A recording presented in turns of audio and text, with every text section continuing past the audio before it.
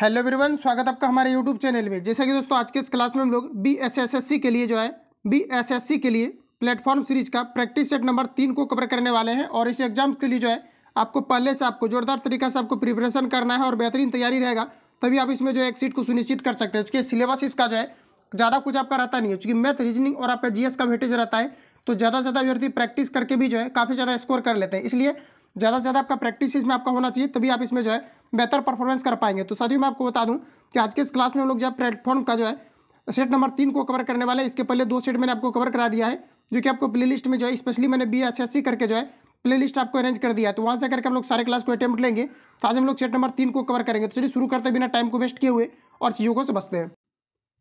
तो देखिए आज का पहला क्वेश्चन हमारे यहाँ पर आपको पूछा है कि एडवोकेट जनरल महाधिवक्ता के पद का उल्लेख संविधान के कौन से अनुच्छेद में किया गया है, ये आपको हमारा पूछा जा रहा है। तो ध्यान रखेंगे ये आपका आर्टिकल 165 में किया गया है। ऑप्शन सी यहाँ पर आपका करेक्ट हो जाएगा। अगला प्रश्न हमारा नेक्स्ट देखिए पूछा जा रहा है कि लोकसभा का कार्यकाल कितनी बार 6 वर्ष का कर दिया गया है, ये आपको हमारा पूछा जा रहा है। तो ध्यान रखेंगे आप सभी लोग, लोकसभा का जो कार्यकाल होता है ये आपका 5 वर्ष का होता है, जबकि राज्यसभा के सदस्यों के कार्यकाल की बात करें तो आपका 5 वर्ष का होता है। और अगर राज्यसभा के कार्यकाल की बात करें तो आपके 5 वर्ष का होता है। लेकिन ध्यान रखेंगे आप सभी लोग, फिर से एक बार मैं रिपीट करता हूँ, जैसा कि आपको बताया कि लोकसभा का जो कार्यकाल होता है ये कितने वर्ष का होता है, तो ये आपका 5 वर्ष का होता है। जबकि अगर राज्यसभा के कार्यकाल की बात करें तो ये आपका 5 वर्ष का ही होता है। लेकिन ये क्या है कि आपका कभी भी भंग नहीं किया जा सकता, ये आपके अस्थायी सदन माने जाते हैं। और इसका सदस्य का जो कार्यकाल होता है ये आपके 6 वर्ष का होता है। तो इतने चीज़ को सबसे पहले आप लोग ध्यान रखेंगे। उसके बाद देखिए कहा जा रहा है कि लोकसभा का कार्यकाल 6 वर्ष ये कर दिया गया था। बताएंगे आप लोग कितनी बार कर दिया गया था, ये आपको मेरे पूछा था। ये मात्र एक बार कर दिया गया था। और ये क्या होता है कि कुछ इंटरनली प्रॉब्लम के कारण से ही आपका किया जाता है। जैसे आपातकाल की घोषणा हो जाए तो आपका क्या होता है कि 1971 में पाकिस्तान के युद्ध के समय राष्ट्रपति शासन आपके लगे थे, जिसके कारण से आपका क्या है कि जो आपका लोकसभा का कार्यकाल है ये 6 वर्ष का कर दिया गया था। तो ये मात्र एक बार आपका लागू हुआ था। राइट आंसर यहाँ पर आपका एक करेक्ट हो जाएगा, तो ध्यान रखेंगे। अगला क्वेश्चन हमारा पूछा जा रहा है कि कहा जा रहा है कि सरकारी आयोग का गठन किस विषय पर रिपोर्ट देने के लिए किया जाता था, ये आपको हमारा पूछा जा रहा है। साथ ही याद रखेंगे ये आपका राइट आंसर हो जाएगा, केंद्र राज्य के संबंध में रिपोर्ट देने के लिए सरकारी आयोग का गठन किया जाता था। ऑप्शन बी राइट हो जाएगा। अगला क्वेश्चन हमारा नेक्स्ट यहाँ पर आपको देखिए पूछा जा रहा है, कहा जा रहा है कि अल्प विकसित देशों में गरीबी का मुख्य कारण क्या है, तो इसका मुख्य कारण है आय की असमानता। ऑप्शन बी यहाँ पर आपका राइट हो जाएगा।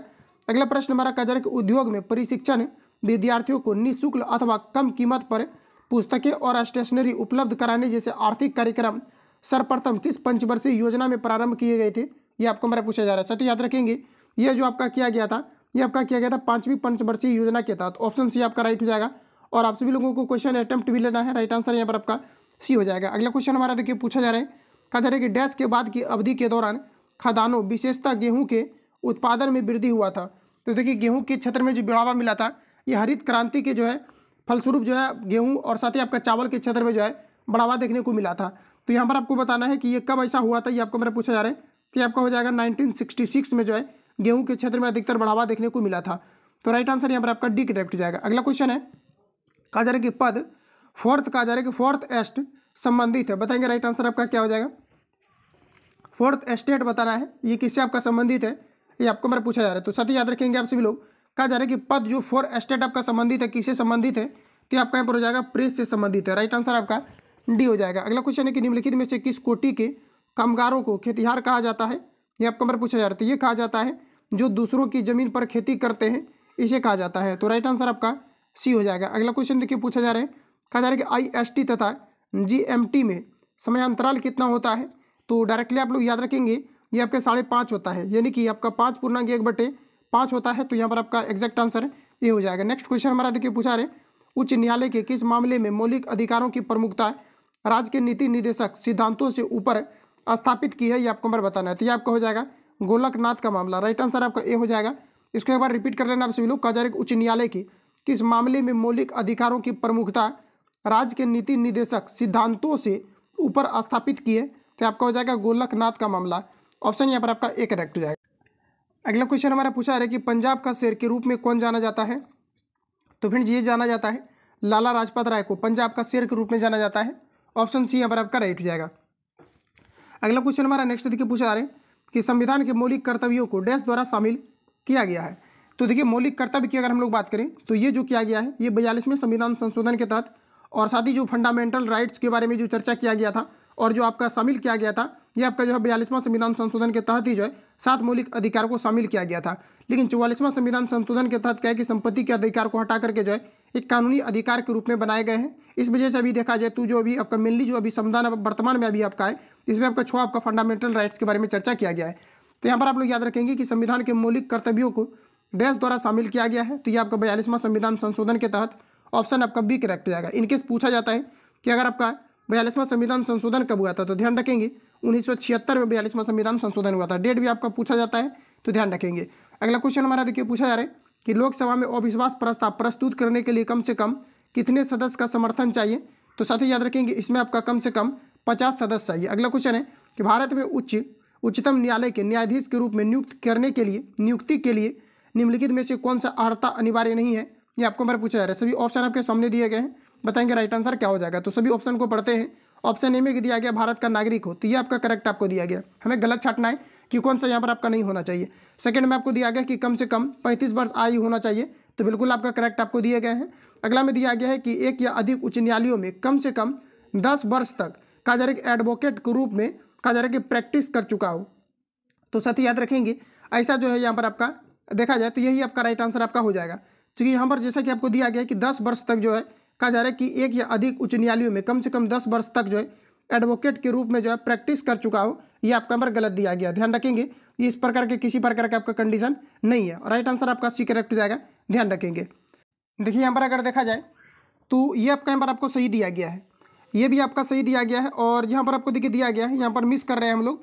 देखिए सॉरी, यहाँ पर आपको करना क्या है कि जैसे कि देख पाएंगे कि भारत का नागरिक होना चाहिए, आपका करेक्ट है। और ऑप्शन बी में दिया गया है कि आयु कम से कम जो है 35 वर्ष होना चाहिए, तो ऐसा कुछ भी नहीं है। आप जैसे ही मान लिया जाए कि किसी भी आप उच्च न्यायालय में अगर ज्वाइन करते हो तो वहाँ पर क्या है कि अगर 10 वर्ष तक अगर आपने कर लिया हुआ है एडवोकेट जनरल के रूप में अगर आपने काम कर लिया हुआ है तो डायरेक्टली आप जो है इसमें प्रमोट आपको होकर के जो है उच्च न्यायालय में आप जा सकते हैं। तो 10 वर्ष तक आपका वर्क एक्सपीरियंस चाहिए, बाकी उम्र को लेकर के किसी प्रकार के उम्र सीमा को लेकर के कंडीशन आपका नहीं है। तो यहाँ पर आप लोग ध्यान रखेंगे, यहाँ पर जो आपका राइट आंसर हो जाएगा ये आपका यहाँ पर ऑप्शन बी आपका करेक्ट हो जाएगा कि आयु कम से कम 35 वर्ष होना चाहिए, ऐसा किसी प्रकार का कंडीशन नहीं है। राइट आंसर आपका बी यहाँ पर आपका राइट हो जाएगा। अगला क्वेश्चन है आर्यों का भारत में प्रथम अस्थायी आवास क्या था, ये आपको मेरा बताना है। तो ये आपका यहाँ पर राइट आंसर हो जाएगा पंजाब। अगला क्वेश्चन है उपनिषद पुस्तकें डैश पर है, तो साथ ही याद रखेंगे उपनिषद जो पुस्तकें हैं ये किस पर है, तो ये आपका हो जाएगा दर्शन पर है।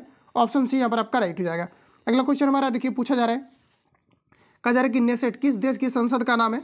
तो देखिए अलग अलग देश में जो है अलग अलग संसद जो है संसद आपके होते हैं। जैसे कि अगर देखा जाए तो बराबर आपसे पूछा जाता है, जैसे कि अगर देखा जाए मंगोलिया के संसद को क्या कहा जाता है, जिसे खुराल कहा जाता है।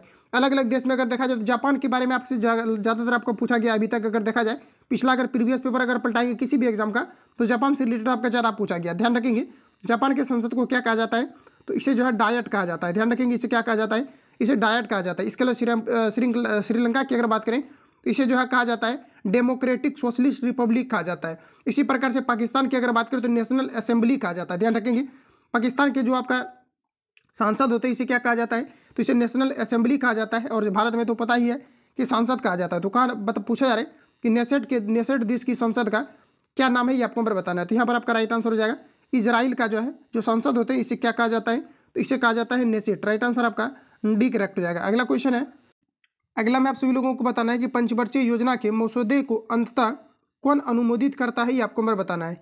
तो देखिए यहाँ पर आपको हो जाएगा राष्ट्रीय विकास परिषद। ऑप्शन बी राइट हो जाएगा। अगला क्वेश्चन है कि कोई अर्थव्यवस्था टेक ऑफ अवस्था में होती है जब, तो साथ ही याद रखेंगे यहाँ पर आपका राइट आंसर हो जाएगा स्थैतिक विकास प्रारंभ हो। ऑप्शन आपका डी करेक्ट हो जाएगा।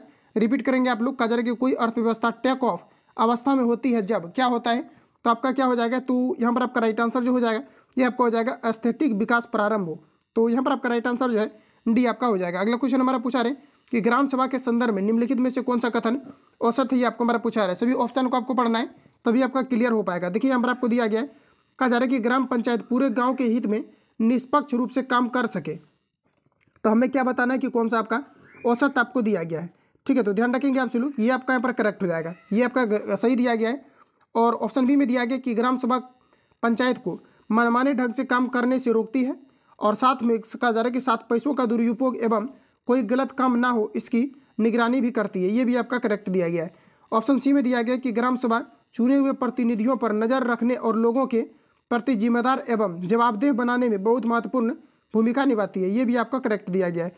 तो यहाँ पर अगर देखा जाए तो राइट आंसर जो हो जाएगा ऑप्शन आपका डी करेक्ट हो जाएगा। ध्यान रखेंगे। आगे बढ़ जाते हैं। अगला क्वेश्चन हमारा कहा जा रहा है कि यूरोप तथा अफ्रीका को कौन सी जल संधि पृथक करती है? तो साथी याद रखेंगे ये आपका जिब्राल्टर हो जाएगा। जिब्राल्टर जल संधि जो है ये आपका जो है यूरोप तथा अफ्रीका को अलग करती है। राइट आंसर आपका बी हो जाएगा। अगला क्वेश्चन है कि महिला प्रीमियम लीग WPL का कहा जा रहा है कि WPL का 2023 का खिताब किस टीम ने जीता है, ये आपको हमारा बताना है। तो फ्रेंड यहाँ पर आपका राइट आंसर हो जाएगा ऑप्शन ए करेक्ट हो जाएगा, मुंबई इंडियंस। अगला क्वेश्चन है कि किस राष्ट्रकूट शासक ने एलोरा के पर्वतों को कटवाकर प्रसिद्ध कैलाश मंदिर का निर्माण कराया? तो ये करवाया था कृष्ण प्रथम ने। राइट आंसर आपका बी हो जाएगा। नेक्स्ट क्वेश्चन हमारा देखिए पूछा जा रहा है कि सुल्तानगंज बिहार में भागलपुर के निकट में खोजी गई गौतम बुद्ध की विशाल प्रतिमा को डैश काल की प्रतिमा मानी गई है? तो ये माना गया है गुप्त काल की प्रतिमा मानी गई है। ऑप्शन डी करेक्ट हो जाएगा। अगला क्वेश्चन देखिए पूछा जा रहा है कि जब किसी कार्य में आवश्यकता से अधिक लोग लगे होते हैं तो इसे किस नाम से जाना जाता है? तो इसे जाना जाता है प्रच्छन्न बेरोजगारी के नाम से। ऑप्शन आपका सी करेक्ट हो जाएगा, जिसे हम लोग छिपी हुई बेरोजगारी के नाम से जानते हैं। अगला क्वेश्चन है और देखिए पूछा जाता है कि बिहार में किस प्रकार का जो है बेरोजगारी पाई जाती है? तो ध्यान रखेंगे ये आपका प्रच्छन्न बेरोजगारी, छिपी हुई बेरोजगारी और साथ ही में जो है आपका मौसमी बेरोजगारी पाई जाती है। राइट आंसर आपका सी हो जाएगा। अगला क्वेश्चन हमारा देखिए पूछा आ रहा है कि कहा जा रहा है कि रेणुकूट किस उद्योग के लिए प्रसिद्ध है? ये आपको हमारा पूछा रहता है। रेणुकूट की अगर हम बात करें तो ये आपका हो जाएगा एल्यूमिनियम के लिए प्रसिद्ध है। राइट आंसर आपका बी करेक्ट हो जाएगा। आगे बढ़ जाते हैं। अगला क्वेश्चन हमारा नेक्स्ट और देखिए आपको याद रखना है कि जो आपका रेणुकूट है ये आपका कहाँ पर है? तो ये आपका उत्तर प्रदेश में स्थित है। राइट आंसर यहाँ पर आपका बी करेक्ट हो जाएगा। अगला क्वेश्चन हमारा देखिए पूछा जा रहा है, प्रश्न में कहा जा रहा है कि सिंधु घाटी सभ्यता से संबंधित स्थल लोथल कहाँ पर स्थित है? ये आपको हमारा पूछा है। तो देखिए लोथल की अगर बात करें तो ये गुजरात में है। राइट आंसर आपका सी करेक्ट हो जाएगा। अगला क्वेश्चन है पूछा जाता है कि कौन सी एकमात्र सभ्यता है जो कि शहरी सभ्यता थी? तो ध्यान रखेंगे आपका राइट आंसर हो जाएगा सिंधु घाटी सभ्यता, जो कि एक शहरी सभ्यता थी। और देखिए सिंधु घाटी सभ्यता की जो खोज हुआ था ये 1954 में किया गया था। ध्यान रखेंगे जो कि लोथल नदी के किनारे अवस्थित है, भोगना नदी के किनारे अवस्थित है। ठीक है, तो ध्यान रखेंगे। और इसका जो खुदाई आपका किया गया था ये किनके द्वारा किया गया था, ये भी आपसे कभी कभी जो है पूछा जाता है। तो ध्यान रखेंगे कि जो आपका खुदाई जो आपका किया गया था ये आपका SR राव के द्वारा किया गया था। ध्यान रखेंगे ऑप्शन आपका सी करेक्ट हो जाएगा। अगला प्रश्न हमारा, गुजरात में कहा जा रहा है कि सैनिक सफलता प्राप्त करने वाला पहला मुगल शासक कौन था? ये आपको हमारा बताना है। तो ये आपका हो जाएगा हुमायूं। ऑप्शन बी राइट हो जाएगा। अगला प्रश्न हमारा कहा जा रहा है कि दांत का मंदिर कहाँ स्थित है? तो दोस्तों ध्यान रखेंगे आपका श्रीलंका में है। राइट आंसर आपका बी करेक्ट हो जाएगा। दांत का मंदिर कहाँ पर है? तो ये श्रीलंका में स्थित है। ऑप्शन बी करेक्ट हो जाएगा। नेक्स्ट क्वेश्चन है, किस वंश के शासकों को हुनों के आक्रमणों का सामना करना पड़ा था? तो ये पड़ा था आपका गुप्त शासक को। राइट आंसर आपका सी करेक्ट हो जाएगा। अगला प्रश्न हमारा नेक्स्ट देखिए पूछा रहे, संयुक्त राष्ट्र महासभा के 78वें सत्र का अध्यक्ष किसे चुना गया है? ये आपको हमारा बताना है। तो फ्रेंड्स याद रखेंगे ये चुना गया है डेनिस फ्रांसिस को। ऑप्शन ए करेक्ट हो जाएगा। अगला क्वेश्चन है कि कांग्रेस के एकमात्र प्रतिनिधि की हैसियत से गांधी जी ने निम्नलिखित में से किस एक में उपस्थित हुए थे? ये आपको हमारा बताना है। तो ये जो उपस्थित हुआ था द्वितीय गोलमेज सम्मेलन में हुआ था। ऑप्शन बी करेक्ट हो जाएगा। देखिए यहाँ से क्वेश्चन आपका पूछा जाता है कि कौन से ऐसे व्यक्ति हैं जो कि तीनों गोलमेज सम्मेलन में जो है भाग लिए थे? तो डॉक्टर भीमराव अम्बेडकर थे।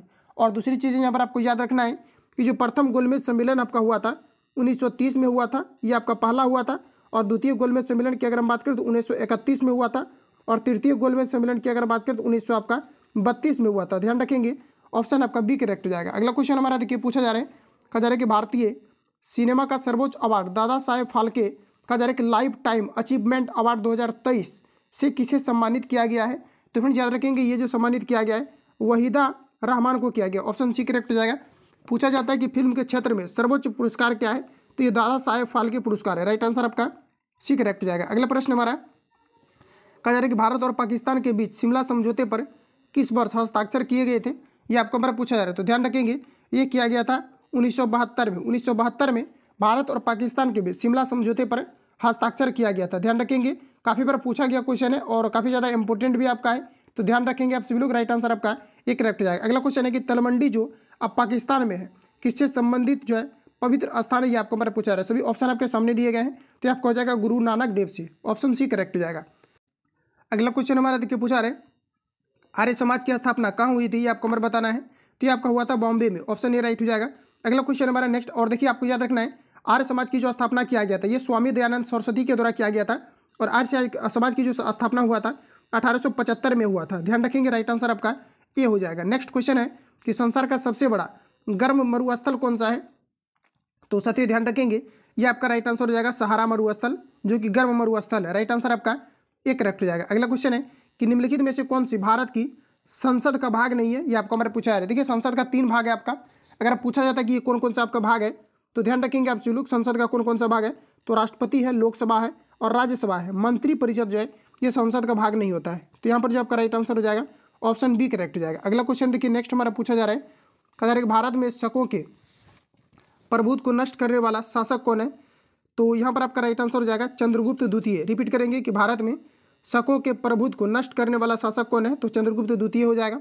अगला क्वेश्चन है कि सर्वाधिक महत्वपूर्ण कहा जा रहा है कि ब्राह्मण ग्रंथ है। तो सर्वाधिक महत्वपूर्ण ब्राह्मण ग्रंथ की अगर बात करें तो आपका हो जाएगा शरद पथ ब्राह्मण ग्रंथ। राइट आंसर आपका बी करेक्ट हो जाएगा। अगला प्रश्न है कि कहा जा रहा है कि सूरत में अंग्रेजों को फैक्ट्री खोलने की आज्ञा देने के लिए फरमान जारी करने वाला पहला मुगल सम्राट कौन था।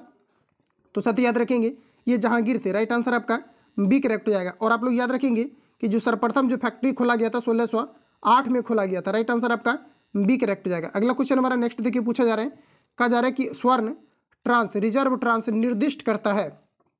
तो ये जो निर्दिष्ट करता है ये आपका IMF यानी कि इंटरनेशनल मॉनेटरी फंड द्वारा इसके सदस्यों को प्रदत्त एक साख प्रणाली को जो है ये क्या करता है तो निर्दिष्ट या प्रेरित करता है। ऑप्शन सी करेक्ट हो जाएगा।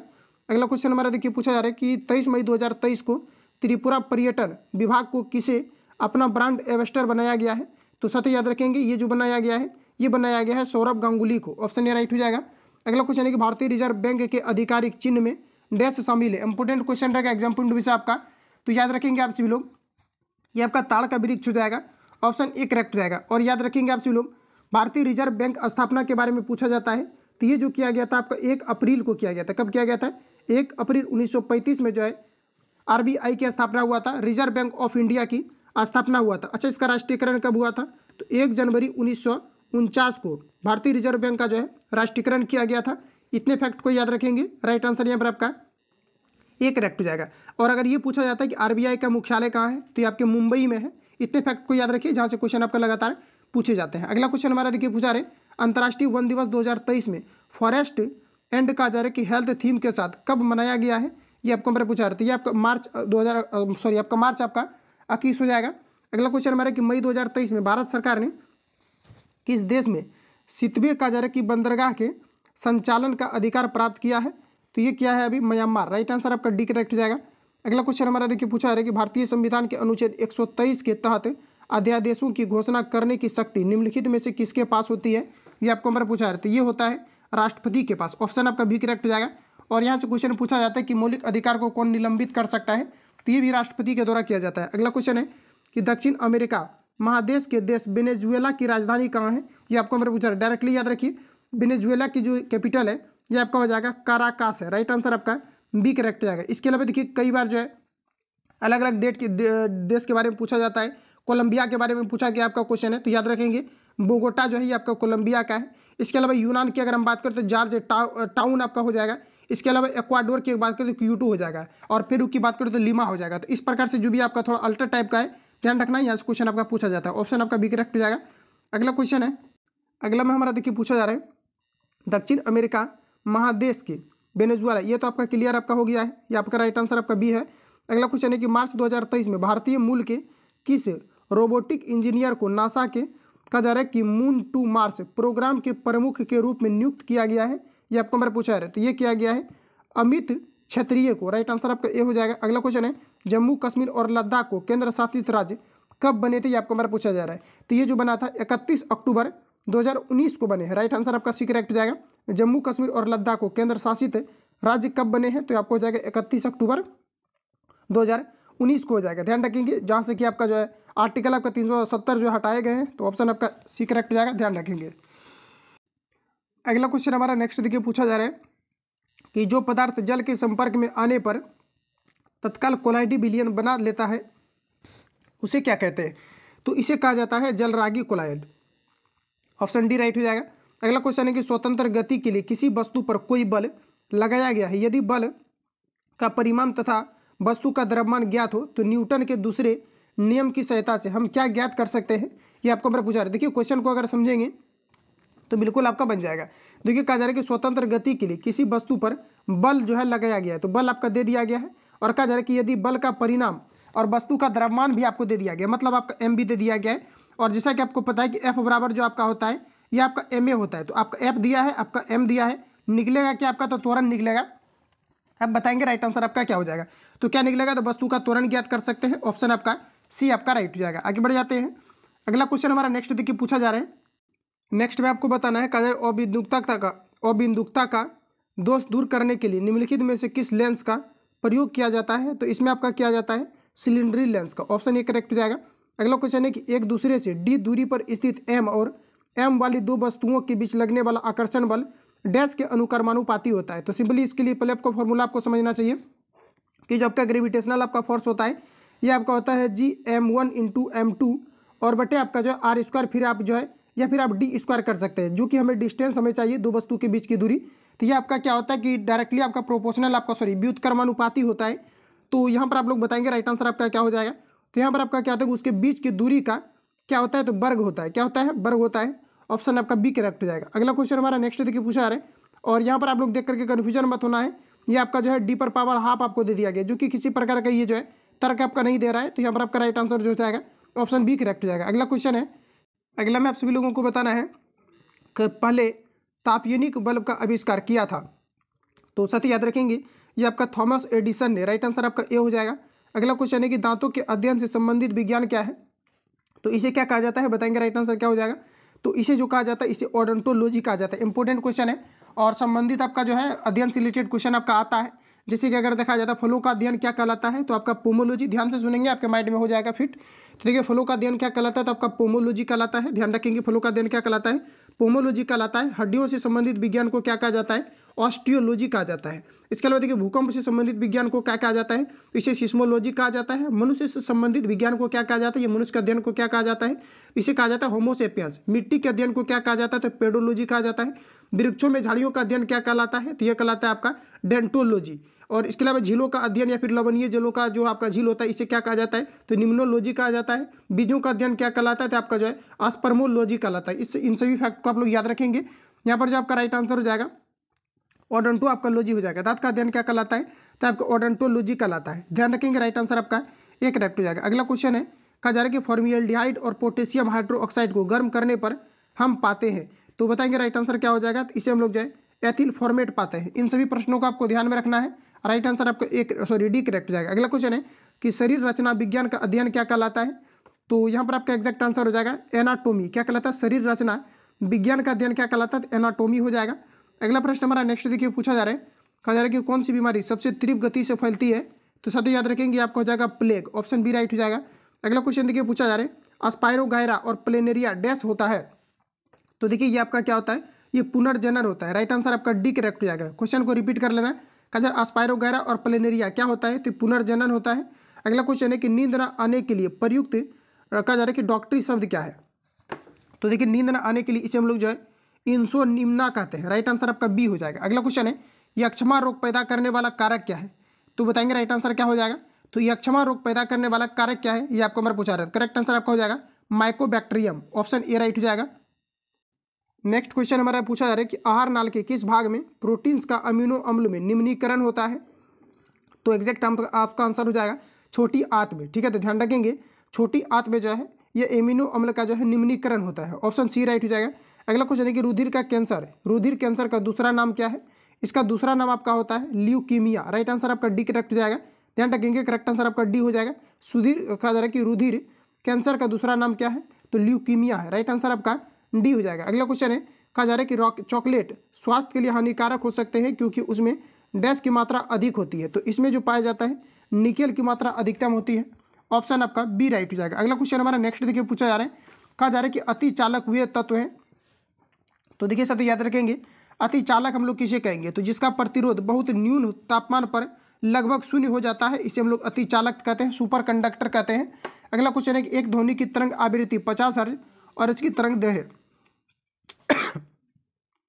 4 मीटर है, तो ध्वनि तरंग की चाल कितनी होगी, ये आपको मेरा पूछा रहा है। सभी ऑप्शन आपके सामने दिए गए हैं, बताएंगे आप लोग राइट आंसर आपका क्या हो जाएगा। तो देखिए कुछ भी नहीं करना है, जब भी तरंग की चाल आपसे पूछा जाए तो सिंपली आपको क्या करना है कि हर्ज और साथ ही आपका तरंग दैर्घ्य को आपको गुना कर देना। नहीं आवृत्ति गुना आपका तरंग दैर्घ्य होता है, तो 50 गुना आपका कितना हो जाएगा 4, मल्टीपल करेंगे आपका 200 हो जाएगा। ऑप्शन आपको ए में दिया गया है, तो ऑप्शन ए यहाँ पर आपका राइट हो जाएगा। अगला क्वेश्चन देखिए पूछा जा रहा है, कहा जा रहा है कि दौड़ के दौरान धावक का गुरुत्व केंद्र कहाँ पर होता है। तो ये आपका होता है शरीर के मध्य में, नाभि में होता है। ऑप्शन सी राइट हो जाएगा। अगला क्वेश्चन है कि रासायनिक रूप से मिल्क ऑफ मैग्नीशिया क्या होता है। देखिए मिल्क ऑफ मैग्नीशिया जो होता है MgOH का आपका होल 2 होता है, जिसे हम लोग मिल्क ऑफ मैग्नीशिया कहते हैं। और इसी को हम लोग क्या कहते हैं बताएंगे आप लोग। राइट आंसर क्या हो जाएगा। तो मिल्क ऑफ मैग्नीशिया के बारे में बताना है तो इसी को हम लोग जो है मैग्नीशियम हाइड्रोक्साइड कहते हैं। राइट आंसर आपका डी हो जाएगा। अगला क्वेश्चन है कि मैग्नीशियम सॉरी कहा जा रहा है कि मैग्नीशियम एक मिश्र धातु है। तो देखिए मैग्नीशियम की अगर बात करें तो मैग्नीशियम जो आपका होता है ये एल्यूमिनियम और मैग्नीशियम की जो मिश्र धातु होता है इस मैग्नीशियम कहा जाता है। अगला क्वेश्चन है कि आंख का हुआ कौन सा भाग है जिसमें वर्णक होता है जो किसी व्यक्ति की आंखों का रंग निश्चित करता है। तो ये कौन करता है, ये आपको हमारा पूछा रहा है। ये रही ऑप्शन आपके सामने। तो ये आपका हो जाएगा परितारिका यानी कि आइरिस हो जाएगा। ऑप्शन ए सी करेक्ट हो जाएगा। अगला क्वेश्चन है कि इलेक्ट्रॉन सूक्ष्मदर्शी के माध्यम से क्या देखा जा सकता है, ये आपको हमारा पूछा जा रहा है। बताएंगे राइट आंसर आपका क्या हो जाएगा। तो इलेक्ट्रॉन सूक्ष्मदर्शी से जो है क्या देखा जा सकता है, तो जीवाणुओं तथा विषाणुओं यानी वायरस की संरचना को देखा जाता है। अगला क्वेश्चन है यहाँ पर आपको बताना है कि निम्नलिखित में से कौन से तत्व समूह के समान वर्ग से संबंधित है, ये आपको हमारा पूछा जा रहा है। तो देखिए यहाँ पर आपको बताना है राइट आंसर आपका क्या हो जाएगा। तो यहाँ पर आपका करेक्ट आंसर जो हो जाएगा ऑप्शन आपका सी करेक्ट हो जाएगा। लिथियम, सोडियम और जो पोटेशियम आपको दिया गया है ये सभी आपका जो एक वर्ग से आपका संबंधित हो जाएगा। तो राइट आंसर आपका सी करेक्ट हो जाएगा। जैसा कि लिथियम अगर देखा जाए इसका परमाणु संख्या आपका 3 होता है, 2 और आपका 1 हो जाएगा। और सोडियम की अगर बात करें तो 11 परमाणु एटॉमिक नंबर होता है, 2, 8 और आपका 1 हो जाएगा। और पोटेशियम की अगर बात करें तो आपका 19 होता है जो कि आपका 2, 8, 8 और आपका 1 हो जाएगा। 8, 8, 16, 2, 18, 19। तो बायतम कक्षा में देख पाएंगे कि सभी में आपका एक इलेक्ट्रॉन है, इसलिए आपका एक समूह से आपका संबंधित हो जाएगा। तो ऑप्शन आपका ए सी करेक्ट हो जाएगा। अगला क्वेश्चन है कहा जा रहा है कि वह उपकरण कौन सा है जिसमें समुद्रों की गहराई को मापने के लिए ध्वनि तरंगों का प्रयोग किया जाता है। तो इसमें जो किया जाता है इसमें सोनार का किया जाता है। ऑप्शन बी राइट हो जाएगा। और देखिए सोनार से आपका फुल फॉर्म आपका पूछा गया था SONAR। तो ध्यान रखेंगे साउंड नेविगेशन एंड रेंजिंग इसका फुल फॉर्म होता है। राइट आंसर आपका बी हो जाएगा जो कि अल्ट्रासोनिक वेव को प्रोड्यूस करता है। और ये हमारा लास्ट क्वेश्चन है तो इसको हम लोग पढ़ते हैं। तो देखते हैं यहाँ पर आपको दिया गया है कि किसके साथ कास्टिक सोडा को उबालकर साबुन तैयार किया जाता है। तो कास्टिक सोडा आपका जो होता है KOH आपका होता है। और बताना है आप सभी लोगों को राइट आंसर यहाँ पर आपका क्या हो जाएगा। तो कास्टिक सोडा को बताना है कि किसके साथ उबालकर साबुन को तैयार किया जाता है, तो वसा के साथ। राइट आंसर आपका डी करेक्ट हो जाएगा। तो जितनी भी क्वेश्चन आपका जीएस के सेशन से आपका पूछा जाता है कंप्लीटली मैंने आपको रिवील आपको करा दिया। देखिए 30 क्वेश्चन जो आपका 25 क्वेश्चन पूछा जाएगा ये आपका स्पेशली आपका जो है साइंस का आपका पूछा जाएगा, इधर हो गया। और जो आपका जीके का आपका पूछा जाएगा ये आपका 50 क्वेश्चन पूछा जाएगा। तो इस जो सेट को मैंने आपको कवर कराया इसमें आपका जो है 25 क्वेश्चन आपका साइंस का था और आपका 50 क्वेश्चन आपका जीएस का था, जो कि कंप्लीटली मैंने आपको रिवील आपको करा दिया है। बाकी मिलते हैं नेक्स्ट वीडियो में। जो लोग चैनल पर नए हैं चैनल को सब्सक्राइब करके बेल आइकन को प्रेस कर लेना, क्योंकि जब भी वीडियो अपलोड होगा तो आपका नोटिफिकेशन पहुंचते रहेगा। मिलते हैं नेक्स्ट वीडियो में, तब तक के लिए जय हिंद, बेस्ट ऑफ लक।